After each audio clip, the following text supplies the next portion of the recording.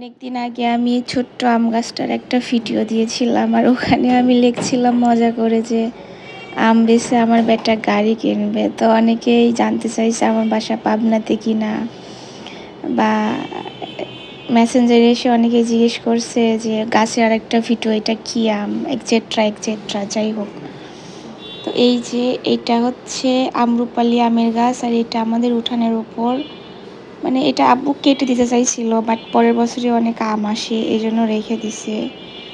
বাগানে আরও অনেক গাছ আছে আমাদের, কিন্তু এটা উঠানের উপর। এই গাছের আম যখন কাঁচা থাকে তখন আসলে মুখে দেওয়া যায় না, মানে এত পরিমাণ টক হয়, কিন্তু যখন পাকে তখন একদম মধুর মতো মিষ্টি।